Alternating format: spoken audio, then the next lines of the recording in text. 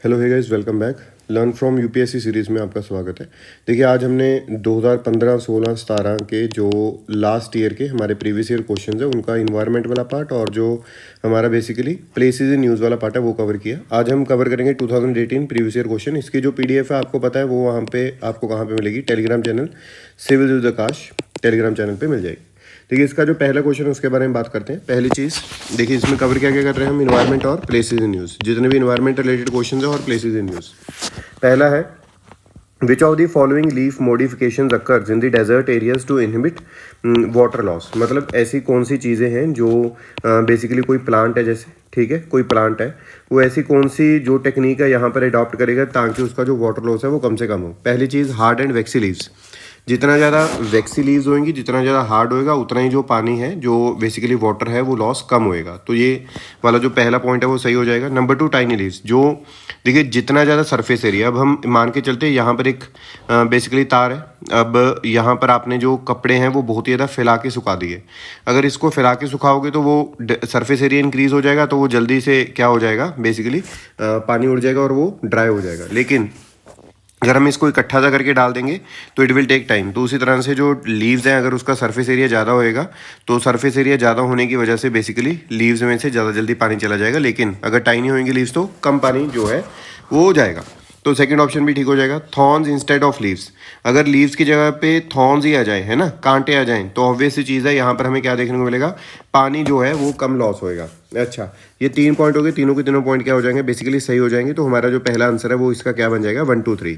लेकिन इसके साथ में और भी चीज़ आपने क्या याद रखनी है, प्लस नंबर 4 पॉइंट क्या याद रखोगे, इसकी जो हाइट है, जो बेसिकली हाइट है वो क्या होएगी, स्मॉल हाइट। ठीक है, ये वाले जो प्लांट्स होंगे इनकी जो हाइट है वो स्मॉल होएगी। नंबर प्लस 4 हो गया। प्लस नंबर 5 पॉइंट आपने क्या ध्यान में रखना है, हाइट स्मॉल होएगी, साथ के साथ में जो इसकी जो ब्रांचेज है वो कुछ इस तरह से कैनोपी सी बनाएंगी। मतलब जो हाइट है वो स्मॉल होएगी, लेकिन इस तरह की कैनोपी बनेगी। इस तरह की कैनोपी का यहाँ पर मतलब है कि which will be touching the ground, which will be touching the ground. क्यों? क्योंकि ये जो ग्राउंड में इसकी रूट्स है उनमें से पानी कम से कम जाए और इस चीज़ को वो ढक के रखे, ताकि जो हवा यहाँ पे चलेगी, गर्म हवा, इसमें से पानी ना उड़े। इस वजह से यहाँ पर आपने ध्यान में रखना है। नंबर 6, यहाँ पर जो वुड है वो क्या होगी, हार्ड वुड आपको देखने को मिलती है, क्योंकि पानी कम है तो वो अपनी जो वुड है वो उसको बहुत ही ज़्यादा हार्ड कर लेगा। आई होप ये चीज़ आपको समझ में आ गई होगी। प्लस 4 5 ये 3 पॉइंट आपने ध्यान में रखने। अगली चीज़ के ऊपर चलते हैं, नंबर 4। नंबर 4 क्वेश्चन जो है हमारा 2018 का, वो क्या है, सीपीसीबी और एनजीटी के बारे में उन्होंने डिफरेंस पूछा। कहते जो एनजीटी है वो इस्टेब्लिश हुआ है एक एक्ट के जरिए, लेकिन जो सीपीसीबी है वो क्रिएट हुआ है एग्जीक्यूटिव ऑर्डर। नहीं, ये गलत है। जो सीपीसीबी और जो एनजीटी है दोनों के दोनों एक्ट के साथ में बने, तो पहला जो ऑप्शन है हमारा गलत हो जाएगा। नंबर 2 क्या है, NGT provides environmental justice and helps reduce the burden of litigation in the higher court, whereas CPCB जो है वो cleanliness of streams wells aims to improve the quality of air in the country. ये बिल्कुल जो है वो सही हो जाएगा। तो इसका आंसर क्या बनेगा, हमारे पास बी आंसर इसका बनेगा। लेकिन अब आपने ध्यान में और क्या चीज़ रखनी है, इसके लिए और चीज़ देखिए, जैसे हमने बात किया कि जब हम थीम्स की बात करते हो तो थीम्स हमें याद ध्यान में होनी चाहिए। जैसे एनजीटी का क्वेश्चन पूछा है, सीपीसीबी का मल्टीपल टाइम क्वेश्चन पूछा जा चुका है। देखिए, यहाँ पर देखते हैं एनजीटी के बारे में इंपॉर्टेंट पॉइंट्स को मैं मार्क कर रहा हूँ ताकि आपको बाद में पढ़ना ईजी रहे, और पीडीएफ आपको पता है टेलीग्राम चैनल पर मिलेगी। एनजीटी बना 2010 के अंदर। कैसे बना, एनजीटी एक्ट के साथ में बना। इसमें बेसिकली है क्या, जो एनजीटी है, इंडिया एक ऐसी थर्ड कंट्री बनी पूरे के पूरे वर्ल्ड में, ऑस्ट्रेलिया और न्यूजीलैंड के बाद में, जहां पर बेसिकली एनजीटी को बनाएगा। मतलब एक ऐसी चीज़ जो स्पेशलाइज्ड है, इन्वायरमेंटल ट्रिब्यूनल बनाएगा।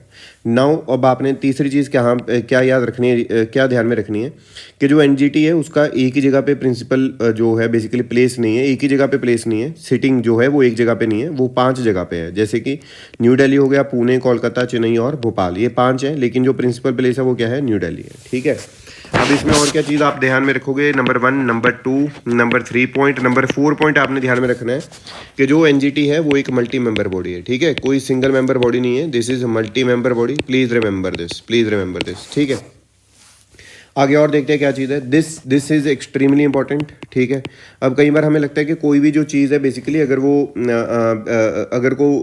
Related to what, related to environment, तो वो सारी की सारी एनजीटी देखता होगा। नहीं, ऐसी बात नहीं है। जैसे कि वो किस किस चीज़ के अंडर काम कर सकता है, मतलब कौन कौन से केसेस को देख सकता है एनजीटी, कौन कौन से एक्ट के अंदर। पहली है water prevention and control of pollution act 1974, second है water prevention and control of pollution cess act 1977, forest conservation act 1980 का, और जो air prevention and control of pollution act 1981 का, एनवायरमेंट प्रोटेक्शन एक्ट 1986 का, then public liability insurance act 1991 का, biological diversity act 2002 का। तो ये चीज़ आपने ध्यान में रखनी है। इन्हीं एक्ट के अंडर जो है वो एनजीटी काम कर सकता है। अगर आपसे कोई पूछे कि वाइल्ड लाइफ प्रोटेक्शन एक्ट के अंदर जो है बेसिकली एनजीटी काम कर पाएगा, नहीं। वाइल्ड लाइफ प्रोटेक्शन एक्ट है जो 1972 का, उसके अंदर काम नहीं करता, ठीक है। फॉरेस्ट एक्ट है 1927 का, उसके अंदर भी काम नहीं करता, ठीक है। उसके लिए भी केस नहीं सुन सकता। बेसिकली आपने ध्यान में रखनी है ये चीज़। और क्या चीज़ है, नंबर 1, नंबर 2 जिसके लिए नहीं करता वो यहाँ पे हम लिख रहे हैं। नंबर 3 आपने क्या ध्यान में रखना है, जो शेड्यूल ट्राइब या फिर शेड्यूल ट्राइब डेवलपर्स वाला एक्ट है 2006 का, उसके लिए भी काम नहीं करता। जिसके लिए काम करता है यहाँ पर मेंशन है, ये चीज़ आपने याद रखनी है, ध्यान में रखनी है।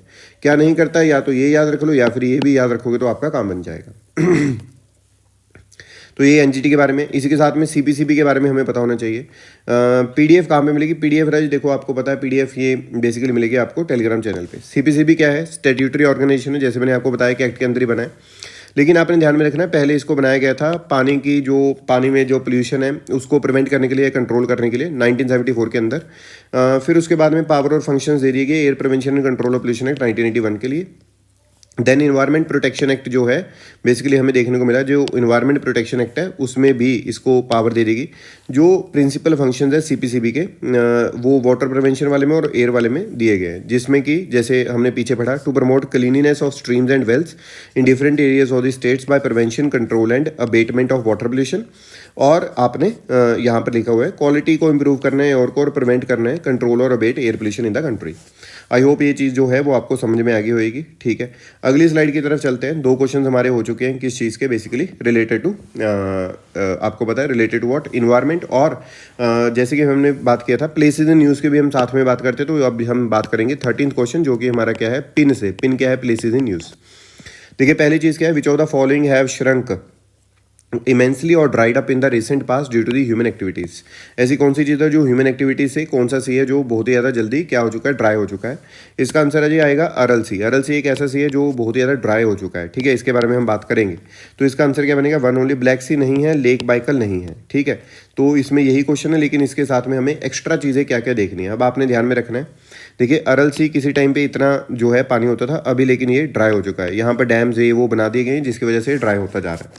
नाउ अगर आप इस चीज़ को देखोगे, बेसिकली अरल सी, अगर आपसे कोई लोकेशन पूछे तो आपने ध्यान में रखना है जो अरल सी है is in between the Kazakhstan and the Uzbekistan. Okay. Now number 2 black sea. Black sea के बारे में अगर हम देखें तो इसका निमोनिक क्या बनता है, और निमोनिक इसका टी बर्गर, ठीक है। लेकिन इसके साथ में क्या क्या लग रही, कौन कौन सी कंट्री बेसिकली अटैच होती है या फिर इसका किस कंट्री का बाउंड्री लगता है, वो हमने ध्यान में रखना है। पहली यहाँ पर है Turkey, then Bulgaria, Ukraine, Russia, Georgia and Romania. T से होगा टर्की, देन बी से होगा बुल्गारिया, यू से होगा यूक्रेन, यहाँ पर हो गया टर्की, और टर्की के बाद में हो गया बुल्गारिया, ठीक है। बुल्गारिया के बाद में यूक्रेन हो गया। और बहुत इंपॉर्टेंट है, ध्यान में रखना है। रशिया हो गया, रशिया के बाद में जॉर्जिया हो गया, जॉर्जिया के बाद में वी आर हैविंग रोमानिया, ठीक है। तो ये चीज़ आपने ध्यान में रखनी है। 1 2 3 4 5 6 6 है ब्लैक सी, 6, ठीक है। अब आगे हम देखते हैं, अगर हम बात करें लेक बाइकल की। लेक बाइकल आपको रशिया में देखने को मिलते हैं, दिस इज लेक बाइकल, ठीक है। आपको एक इमेज दिखाई गई है, तो लेक बाइकल भी आप साथ में ध्यान में रखोगे। अब आपने अगर इस वीडियो को आपको सही लग रहा है तो आपने ध्यान में रखना है, आपने बताना है कमेंट सेक्शन के अंदर जो लेक बाइकल है बेसिकली कौन सी लेक है, ठीक है। कौन सी लेक है, कैसे बनी हुई लेक है, किस तरह से बनी है लेक। आई होप ये चीज़ आप समझ पा रहे हो मैं क्या सवाल पूछ रहा हूँ। चलिए नेक्स्ट चीज़ की बात करते हैं। अब ये फिर अगेन पिन से आ गया, प्लेसेस इन न्यूज़ का क्वेश्चन है। Very recently in which of the following countries have lakhs of people either suffered from severe famine और एक्यूट माल न्यूट्रिशन और died due to the starvation caused by the war और ethnic conflict. अगर इसका हम देखें तो इसका आंसर है बेसिकली अंगोला, जाम्बिया, ठीक है, Morocco, Tunisia, Venezuela, Colombia, Yemen, South Sudan. इसका जो आंसर आपका बनेगा वो क्या बनेगा, डी बनेगा, which is Yemen and South Sudan, ठीक है। लेकिन हमें Angola, Zambia, Morocco, Tunisia, Venezuela, इसकी जो लोकेशन है वो हमें पता होनी चाहिए। तो इसकी लोकेशन देखने के लिए आपको आगे आना पड़ेगा। देखिए पहली चीज़ आपको यहाँ पर अंगोला दिख रहा है, तो अंगोला आपने ध्यान में रखना है। अंगोला जो है इसकी जो बाउंड्री है वो किस किसके साथ में लग रही है। तो अगर आप अंगोला देखोगे तो यहाँ पर आपको कोंगो मतलब डेमोक्रेटिक रिपब्लिक ऑफ जो DRC कोंगो है उसके साथ में दिखाई देगी। देन जाम्बिया के साथ में दिखाई देगी। अंगोला की जो बाउंड्री है आपको जो है बेसिकली नामीबिया के साथ में लगती हुई दिखाई देगी, एज वेल एज बोट्सवाना के साथ में लगती है, नहीं लगती है, यस बोट्सवाना के साथ में भी लगती हुई दिखाई देगी। अब इसके बाद में जाम्बिया की अगर हम बात करें तो जाम्बिया की जो बाउंड्री है वो आपको लगती हुई दिखाई देगी तंजानिया, मालावी, जिम्बाब्वे। ठीक है, तंजानिया हो गया, मालावी हो गया, जिम्बाब्वे हो गया, उसके बाद बोट्सवाना हो गया। बोट्सवाना के बाद में आपको यहाँ पर दिखाई देगा अंगोला। ठीक है, अंगोला, और ऊपर अगर आप देखोगे democratic Republic of Congo DRC। ये चीज़ ध्यान में रखनी है, इसी में से क्वेश्चन आपका बन सकता है। ठीक है, तो अंगोला और जाम्बिया हो गया। लेकिन इसके बाद में हमने और क्या देखना था, और जो पेयर दिया हुआ है मोरक्को एंड ट्यूनीशिया, मोरक्को और ट्यूनीशिया के बारे में बात करते हैं। मोरक्को देखिए, मोरक्को की बाउंड्री लग रही है वेस्टर्न सहारा और अल्जीरिया के साथ में, नथिंग एल्स। ठीक है, मोरक्को की बाउंड्री दो ही के साथ में लिख रही है, one is western Sahara and second is Algeria. Tunisia की बाउंड्री किस किस के साथ में लग रही है, अल्जीरिया और लीबिया के साथ में। क्या ट्यूनीशिया जो मोरक्को है उसका फेस कहाँ पे ओपन होता है, मेडिटेरेनियन सी में भी ओपन होता है और बेसिकली आपको अटलांटिक ओशन में भी ओपन होता दिखाई देगा। लेकिन जो ट्यूनीशिया का फेस ओपन होता है कहाँ पे, माउथ ओपन हो रहा है कहाँ पे, मेडिटेरेनियन सी में। लेकिन इसकी बाउंड्री किस में लग रही है, अल्जीरिया और लीबिया का। ठीक है, अल्जीरिया और लीबिया। चलिए अगली बात करते हैं। अगला जो पेयर यहाँ पर हमें दिखाई दिया था वो था वेनेजुएला एंड कोलंबिया। ठीक है, वेनेजुएला और कोलंबिया के बारे में अगर हम यहाँ पर देखें, कोलंबिया की जो बाउंड्री है वो आपको दिखाई देगी, पहली चीज़ इक्वाडोर के साथ में दिखाई दे रही है आपको। फिर कोलंबिया की जो बाउंड्री है वो आपको ब्राज़ील के साथ में दिखाई दे रही है। देन कोलंबिया की बाउंड्री आपको दिखाई दे रही है वेनेजुएला के साथ में। और फिर कोलंबिया की बाउंड्री ये जो है बेसिकली पनामा जो है यहाँ पर आपको दिखाई दे रही है। अब हम अगर बात करें बेसिकली वेनेजुएला की जो बाउंड्री है वो आपको कोलंबिया के साथ में दिखाई दे रही है, देन ब्राज़ील के साथ में दिखाई दे रही है, देन जो है गुइना के साथ में दिखाई दे रही है। ठीक है, तो ये चीज़ आपने ध्यान में रखनी है कि कौन सी किसकी बाउंड्री किसके साथ में लगती है। ठीक है, तो ऊपर वाली जो चीज़ें हैं अंगोला, जाम्बिया, ये अफ्रीकन कॉन्टिनेंट काफ़ी ज़्यादा इंपॉर्टेंट रहा है काफ़ी टाइम से, जिस तरह से हम देख रहे हैं। तो आपने हर एक चीज़ को दिमाग में रखना है, ऐसा नहीं कि भी एक बार क्वेश्चन पूछ लिया गया तो बार में नहीं पूछेगा। जिस तरह से हम देख रहे हैं बार बार एक चीज़ जो हमें दिखाई देती है कि भी एक थीम बेस्ड क्वेश्चन बहुत ज़्यादा पूछे जा रहे हैं। ठीक है, तो ये हो गया कोलंबिया। ये वाली चीज़ रहेगी, ये जो है बेसिकली ये क्या है, पेरू। ठीक है, पेरू चाइल्ड। तो ये आपने ध्यान में रखना है। कोलंबिया की जो बाउंड्री है वो इक्वाडोर, पेरू, वेनेजुएला के साथ में लग रही है। वेनेजुएला की कोलंबिया, ब्राज़ील और गुइना के साथ में लग रही है। चलिए अगली बात करते हैं, जहाँ पे अभी हमने देखा था कि जो हमारा आंसर बन रहा था यमन और बेसिकली साउथ सुडान। यमन आपको पता है किसी के साथ में लगता है। ठीक है, अगर नहीं पता तो आपने एक बार देख के खुद से बताना है। तो ये वाला कंट्री आई होप आपको सबको पता होगा कि ये कौन सी जगह है। ठीक है, और यमन के साथ में कौन सी कंट्री लग रही है, ओमान लग रही है, नहीं लग रही है, ये आपको पता ही है। यमन की नीचे वाली साइड पर आपको गल्फ ऑफ एडन दिखाई देगी। ये वाला जो पार्ट है this is Red Sea part. ठीक है, this is nothing but Red Sea part. This is Saudi Arabia, this is Yemen, this is Oman. ठीक है, मैं आपको बता रहा हूँ, अगर आपने डिटेल में और भी देखना है एक बार मैप को देख लीजिए। तो this is gulf of Aden. अगर हम साउथ सुडान की बात करें तो इसके साथ में कौन कौन सी कंट्री लग रही है। नंबर 1 हम यहाँ से स्टार्ट करते हैं, सुडान हो गया। नंबर 2 इथियोपिया हो गया। देन नंबर 3 आपको यहाँ पर दिखाई देगी कीनिया। नंबर 4 आपको दिखाई देगा युगांडा। नंबर 5 यहाँ पर दिखाई देगा DRC मतलब Democratic Republic of Congo.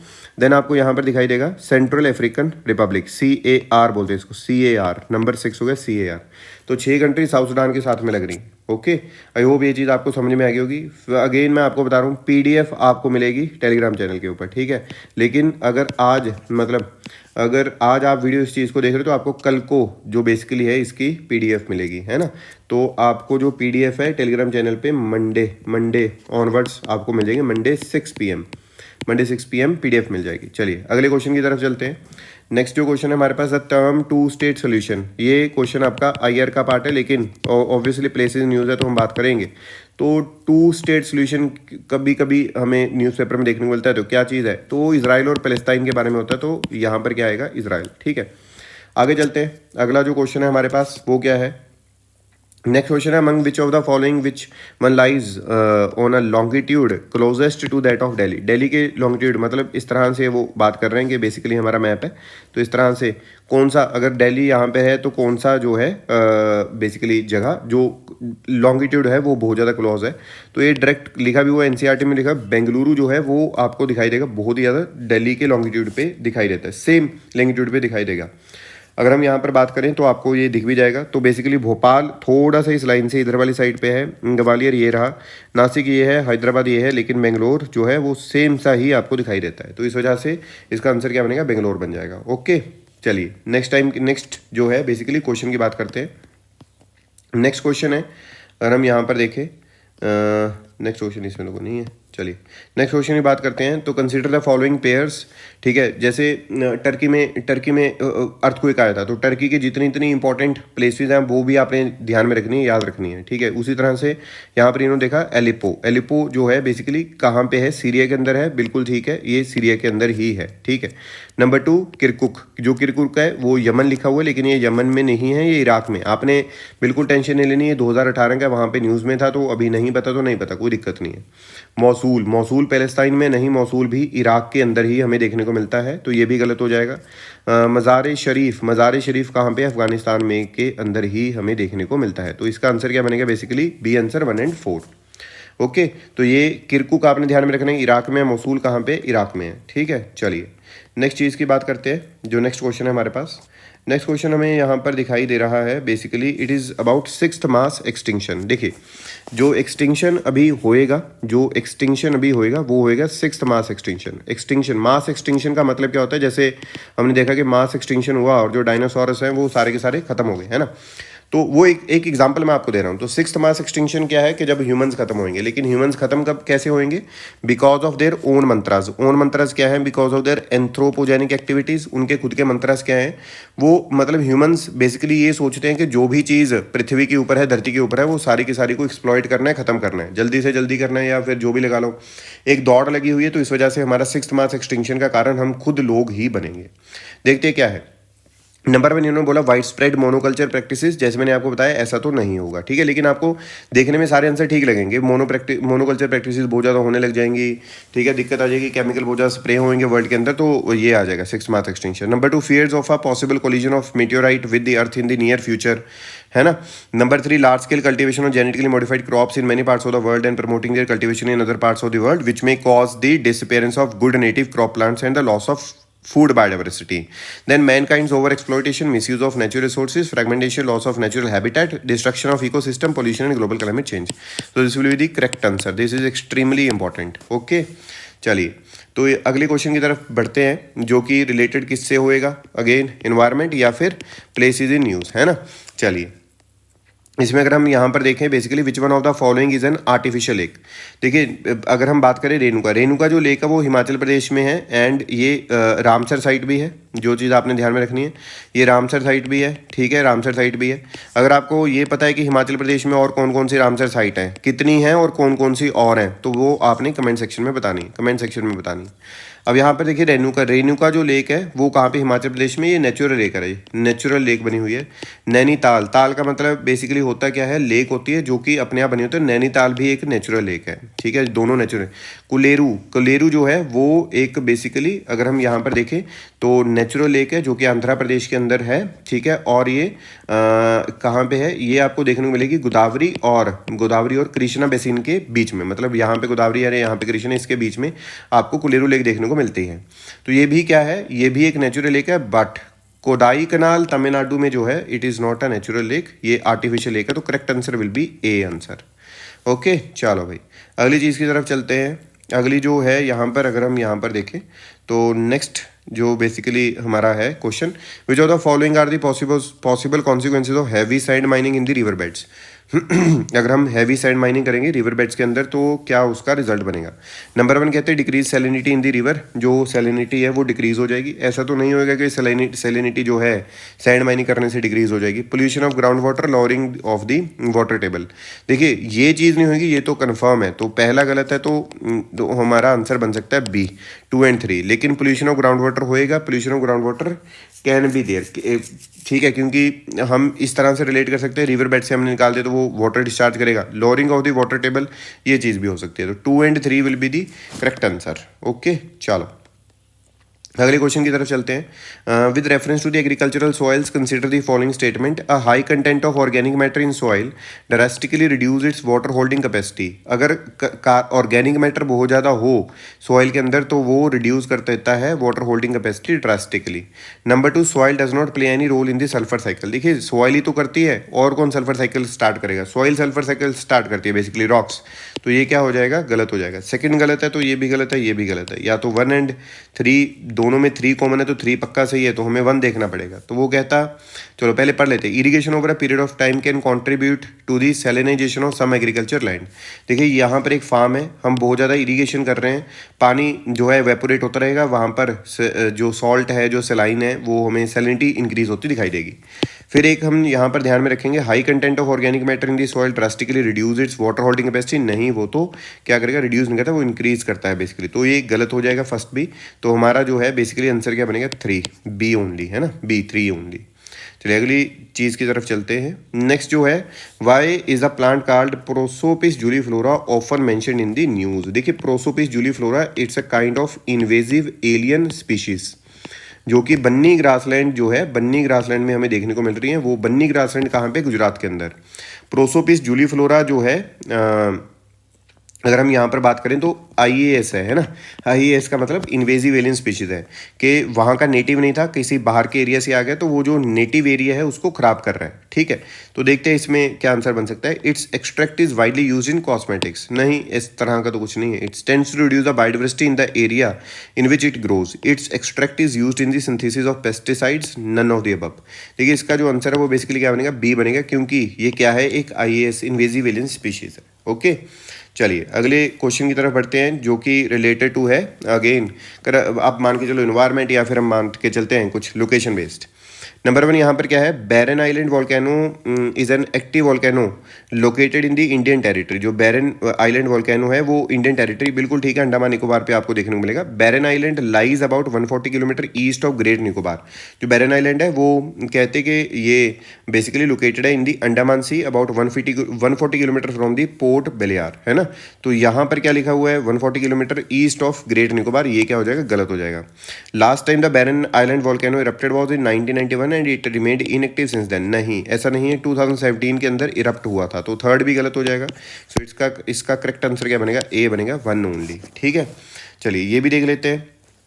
Most of the world's coral reefs are in tropical waters. जो कोरल रीफ्स है दुनिया में, अगर हम यहाँ पर देखते हैं तो वो ट्रॉपिकल वाटर्स में हमें देखने को मिलते हैं। ट्रॉपिकल वाटर्स में हमें देखने को मिलते हैं world's coral reefs are in the tropical waters. देखिए ज़्यादातर ट्रॉपिकल्स में ही देखने को मिलते हैं, मोस्ट, है ना। जहाँ पर थोड़ी सी जो है बेसिकली अगर हम बात करें तो मोस्टली यहीं पे देखने को मिलते हैं। क्यों? क्योंकि वहाँ पर कॉन्टिनेंटल शेल्फ या फिर जो सनलाइट है वो आती रहती है। तो ये वाला पॉइंट हमारा सही हो जाएगा। Number 2, more than 1/3 of the world's coral reefs are located in the territories of Australia, Indonesia and Philippines. ये बिल्कुल सही बात है। ये 2 एरियाज ऐसे हैं, एक तो ऑस्ट्रेलिया वाला, दूसरा इंडोनेशिया फिलीपींस वाला, जहाँ पर बहुत ज़्यादा कोरल्स हमें देखने को मिलते हैं। Number 3, coral is host for more number of animal phyla than those hosted by the tropical rain forest. This is also correct. ठीक है, तो इसका 3 की 3 जो स्टेटमेंट है वो बेसिकली सही होंगी। The answer will be 1, 2, 3। ठीक है, आई होप आपको ये जो वीडियो है वो पसंद आई होगी। ये चीज़ आपने ध्यान में रखनी है, ये वोल्केनो के बारे में लिखा हुआ है। ठीक है, तो आई होप आपको ये वीडियो ठीक लगी होगी। Thank you so much. और अगली वीडियोस को देखने के लिए आप हमारा जो चैनल है सो सब्सक्राइब कर सकते हैं। वीडियो को शेयर कीजिएगा, लाइक कीजिएगा और कमेंट कीजिएगा।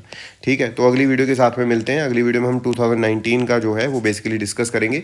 इसमें अब हम क्या डिस्कस कर रहे हैं? इन्वायरमेंट के सारे क्वेश्चन, और क्या डिस्कस कर रहे हैं? Places in news. Thank you so much.